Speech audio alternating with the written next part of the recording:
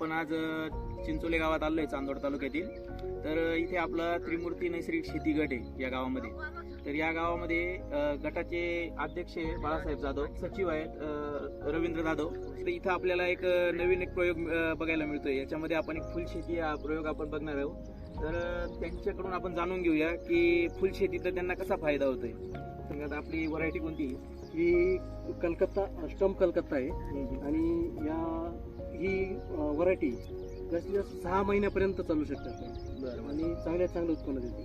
त्यामुळे ही व्हरायटी आपण उपलब्ध करू, नर्सरीला उपलब्ध करून तिची लागवड करतो. आता तुम्ही इथं काहीतरी मल्चिंग पेपर वापरलेला दिसतोय, याचा फायदा काय तुम्हाला मल्चिंग पेपरचा? मल्चिंग पेपरपासून खालून जे बुरशी वगैरे येते झाडावर ती पण कमी होते आणि तणाचं नियंत्रण होतं. त्याचा पण मल्चिंगचा वापर करतो. ही संकल्पना कसं काय आली तुम्हाला फुलशेतीची? फुलशेतीची संकल्पना येण्याचं कारण इथून माझं वडिलोपार्जित शेती कायम मका कांदा वगैरे घ्यायचे, परंतु त्यातून फारच खर्च जास्त आणि उत्पादन कमी मिळत होतं आणि त्यामुळंच आम्ही फुलशेतीकडे वळालो. आणि फुलशेतीकडे वळाल्यानंतर आमच्या इथं चांदवडला रेणुका देवीचं मंदिर आहे. त्याच्यानंतर सप्तशृंगी गडावरती काही फुलं जातात, काही लासलगाव वगैरे अशा मंडीत पण जातात. त्यामुळं आम्हाला स्थानिक मार्केट मिळाल्यामुळं आम्ही ते शेतीकडे वळालो. आणि भाव वगैरे कसा मिळतोय?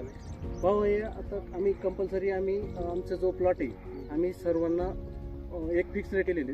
शेवंती आमच्याकडं शेवंतीचे 100 रुपये आणि हा जो कलकत्ता झेंडू आहे हा 50 रुपये हा फिक्स रेट केलेला आहे. मार्केटला किती रेट झाला तरी आम्ही 50 देतो आणि किती कमी झाला तरी 50 रुपयेच मार्केट मिळतं आम्हाला. त्यामुळे आम्ही दररोजची ऑर्डर असते त्याप्रमाणे देतो.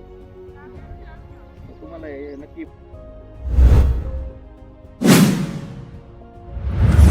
मिळावं. आता आमचा जो त्रिमूर्ती नैसर्गिक गट आहे तो आता नवीनच ओपन झालेला आहे आणि आम्ही सर्वांच्या गटाच्या मार्फत आम्ही ही फुलशेती करण्याचा प्रयत्न करणार आहोत. तरी जे काही कृषी विभागाला तर आपल्या इथं मंडळ कृषी अधिकारी पण आले, गोसावी साहेब आणि पाटील साहेब उपकृषी अधिकारी पण आलेले आहेत. तर सरांनी पण प्लॉटला व्हिजिट दिलेली आहे. तर सरांच्या म्हणण्यानुसार आपण गटाच्या माध्यमातून हा प्रयोग जर राबवला तर तालुक्यातनं एक चांगला प्रयोग होऊ शकतो आणि शेतकऱ्यांना 2 पैसे याच्यातनं जास्त मिळू शकतात. तर आपण प्लॉट आता हे रोज आपला तोडा कितीचा होता? 1 क्विंटलपर्यंत जातो. 1 क्विंटलपर्यंत. आणि पिवळा आणि केशरी असं प्लॉट केला आपण.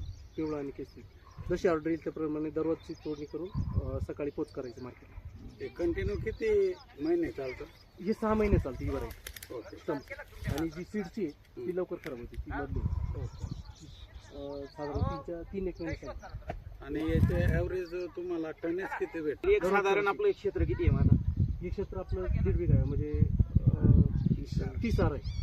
आता हे बघा हे कालचेच तोडलेले, काल तोडून आज सकाळी मार्केटला गेले. आता आज हे संध्याकाळी तोडली होऊन उद्या सकाळी जाईल.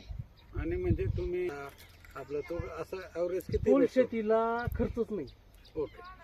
खर्चच नाही. त्याला फक्त तुम्हाला 2-3 आठवड्याला एखादी पावडर आम्ही फवारतो, हे, बस. बाकी काहीच खर्च नाही, खर्चच नाही. आणि म्हणजे इतर पिकांच्या तुलनेत 0 खर्च आहे. नाही ते आहे, पण बाकी आता तुम्ही एक मका म्हणा त्याच्या कम्पेअर टू 30 गुंठ्यात तुम्ही झेंडू घेतला तर याच्यात किती नफा भेटतो आणि त्याच्यात किती भेटतो? आता तर जर असं तसं काढलं जर तर- पाहिलं तर आम्ही गणपती हे सीझन काढलं याचं, हा. आम्हाला 2.5 लाख रुपये उत्पन्न झालं आणि फक्त गणपती. आणि आम्हाला आता दसऱ्यातही चांगला मार्केट मिळणार आहे. दसरा आणि त्याच्या ह्यात आमचं आता जरी पितरपाट आहे, बाहेर मार्केट नाही, तरी आमचं फिक्स रेट असल्यामुळे आम्हाला त्याच्यातून चांगला फायदा आहे. म्हणजे बाकी पिकांपेक्षा हे तुम्हाला आर्थिक दृष्ट्या हो, 100% परवडणारं पीक आहे.